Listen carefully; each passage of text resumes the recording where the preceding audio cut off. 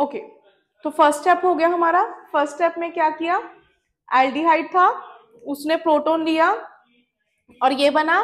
After removal of this proton आपके पास क्या स्पीशीज बन गई, enol. Next coming to second step. Second step में ये जो आपके पास इनोल बन के आया है ना, ये इनोल एक ऐसे दूसरे मॉलिक्यूल पे रिएक्ट करेगा। ये रहा आपके पास enol, HCH double bond COH H। ये अटैक करेगा किसी दूसरे मॉलिक्यूल पे जिसने भी H पॉजिटिव एक्सेप्ट कर रखा है। कैसा, CH3 C double bond OH। Later से इसकी भी प्रोटोनेशन हो रखी है, इसके भी ऊपर पॉजिटिव चार्ज। ठीक है, तो अब इनोल है, लोन पेयर्स है, दिस विल शिफ्ट हेयर। ठीक है, ये शिफ्ट हो गई यहां से, ये वाला आएगा यहां पे। रेजोनेंस था double single lone pair, resonance की कंडीशन पूरी हो रही थी, ये आया यहां पे, ये यहां पे, and this system will attack eight carbon और यहां पे गया चार्ज। ऑक्सीजन को स्टेबल भी करना था ना, पॉजिटिव चार्ज था, तो ये आया ऐसे। तो कैसे बना, पहले तो मैं यही सिस्टम ड्रॉ कर लेती हूँ। It is CH3 COH H। ठीक है, फिर ये सिस्टम है मेरे पास CH2 सिंगल बॉन्ड, फिर ये था C double bond OH positive and then H। Last step में क्या होगा, ऑक्सीजन का पॉजिटिव चार्ज रिमूव करने के लिए एसिड कैटलाइज थी ना, दिस प्रोटॉन विल रिमूव और ये आ गया आपके पास आपका प्रोडक्ट, दैट इज एल्डोल।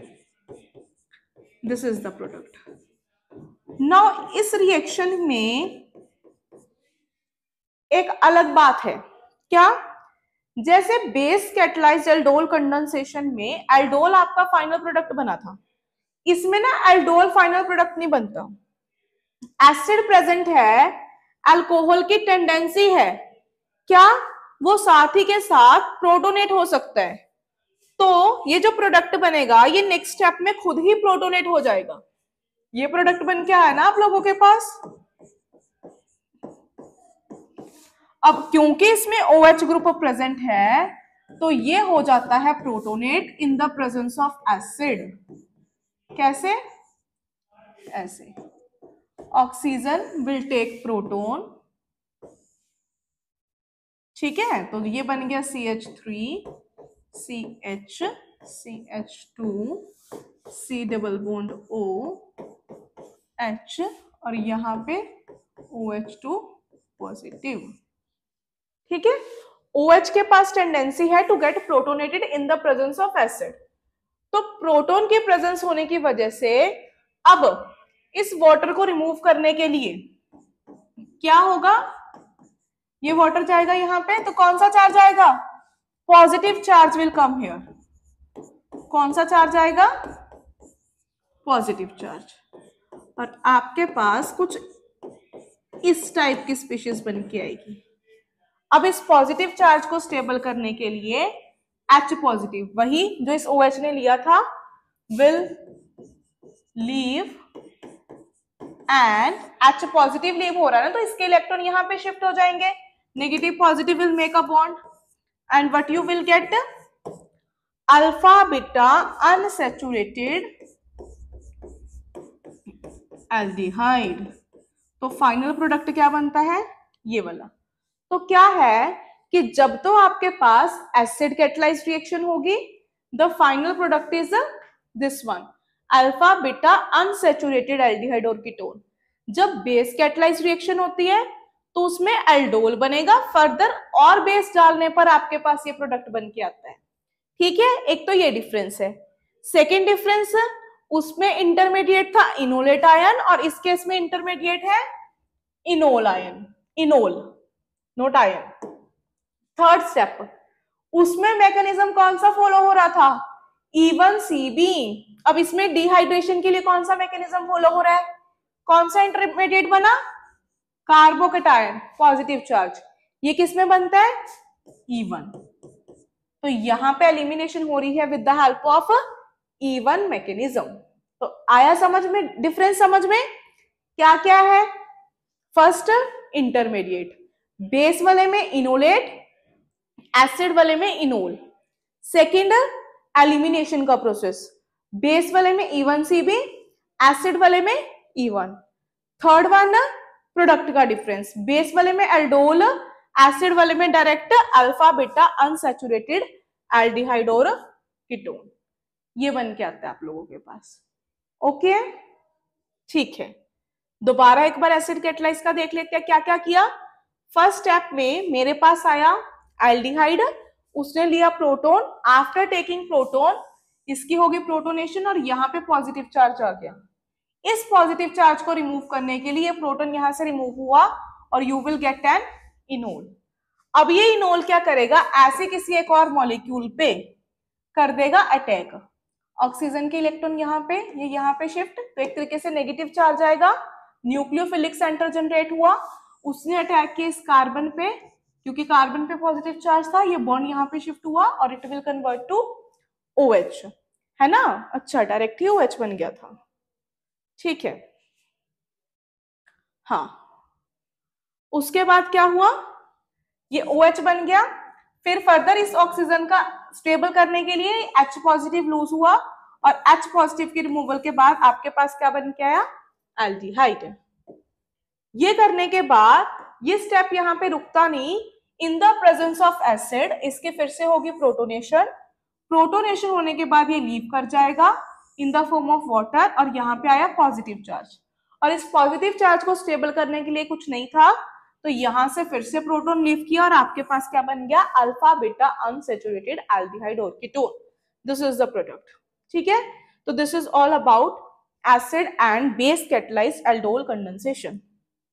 अब एक इंपॉर्टेंट नोट, वैसे तो मैंने बोला कि बेस कैटालाइज में पहले क्या बनता है, एल्डोल, पर बाय चांस अगर बेंजीन रिंग इन्वॉल्व हो, मान लो आपके पास कुछ इस तरीके का एल्डोल बन रहा है, C double bond O CH2 C OH H like this one, ठीक है। लेट अस अज्यूम कुछ इस तरीके का एल्डोल बन रहा है, तो यहां पे मेरे को पता है अगर मैं OH और H का रिमूवल करवा दूं, अगर एसिड कैटालाइज से तो डायरेक्ट एल्कीन ही बनेगा, अनसैचुरेटेड सिस्टम ही बनेगा, पर अगर बेस कैटालाइज भी हुआ, इस टाइप का एल्डोल बना, तो मेरे को एक्स्ट्रा बेस करने की ऐड नहीं है, यहां से वाटर अपने आप ऑटोमेटिकली रिमूव होगा टू गिव दिस प्रोडक्ट।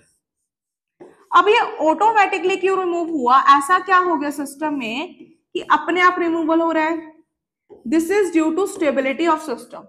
आप देख रहे हो जो नया डबल बॉन्ड बन के आएगा दिस वन, ये इस सिस्टम दैट इज बेंजीन के साथ कॉन्जुगेशन में जा रहा है, जाएगा ना रेजोनेंस में। अगर मैं इसको प्रॉपरली ड्रॉ करूं ऐसे, this double bond is in conjugation with benzene ring, तो बेंजीन के साथ कॉन्जुगेशन में जा सकता है। तो इफ बेंजीन रिंग और conjugated system is present in case of base catalysed, तो डायरेक्ट प्रोडक्ट क्या बनता है, अल्फा बीटा अनसैचुरेटेड एल्डिहाइड या फिर कीटोन, जैसे कि इस केस में क्या बना था, ketone. Now let us discuss some examples, examples discuss कर लेते हैं। जैसे कि फर्स्ट एग्जांपल है, क्या डाला मैंने इसमें, एसिड डाला, तो आपको प्रोडक्ट बनाना है। वही फर्स्ट स्टेप में, अब मैं थोड़ा सा शॉर्टकट लेके चलूंगी, क्या हुआ होगा फर्स्ट स्टेप में, इनोलाइजेशन, यहां पे आया होगा पॉजिटिव चार्ज, है ना, और H, ठीक है। और इसको स्टेबलाइज करने के लिए यहां से प्रोटॉन क्या होगा, ऐसे और ये ऐसे, और ये बन गया होगा कुछ इस तरीके का OH,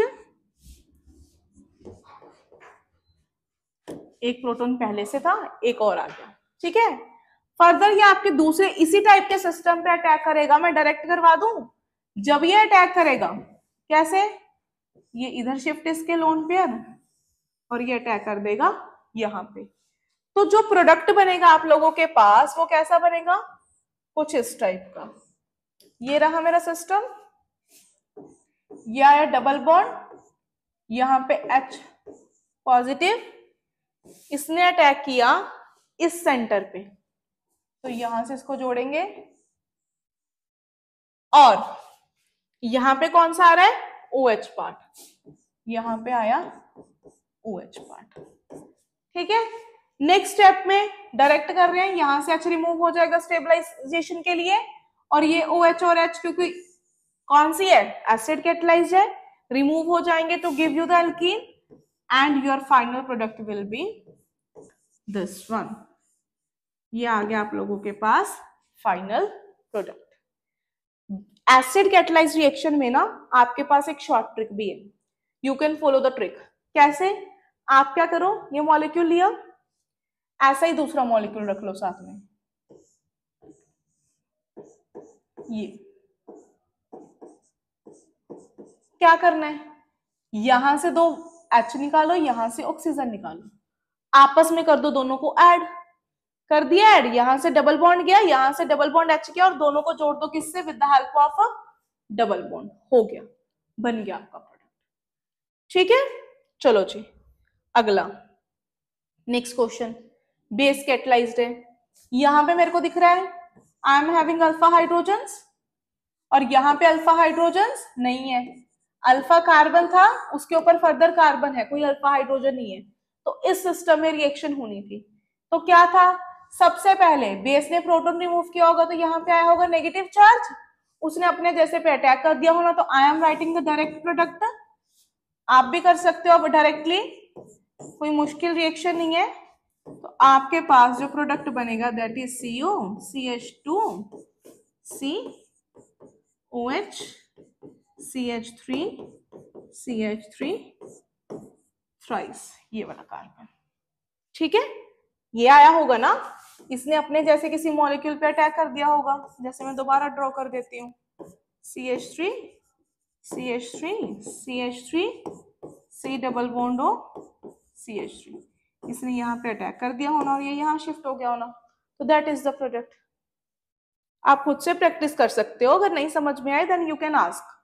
ऐसे थर्ड क्वेश्चन है, नाउ क्या होगा इसमें, क्या प्रोडक्ट बनेगा, बनाने लग गए, अरे ये रहा एल्डिहाइड सिस्टम, क्या यहाँ पे कोई हाइड्रोजन है, नहीं, क्या कार्बन है, नहीं, क्योंकि इसमें अल्फा हाइड्रोजन ही नहीं है, तो यहाँ पे क्या आना था, नो रिएक्शन। अगर अल्फा हाइड्रोजन ही नहीं है तो रिएक्शन कैसे करवाओगे, तो क्या आना था यहाँ पे, नो रिएक्शन। नेक्स्ट है ये वाला सिस्टम, अब इस वाले सिस्टम में क्या है मेरे पास, COCH3 डाइल्यूट NaOH है, ठीक है, फिर से ये मेरे को कीटोन दिख रहा है, दिस इज अल्फा हाइड्रोजन, सबसे फर्स्ट स्टेप में यहां से प्रोटॉन की रिमूवल हुई होगी और इसने कर दिया होगा अपने जैसे किसी सिस्टम पे अटैक।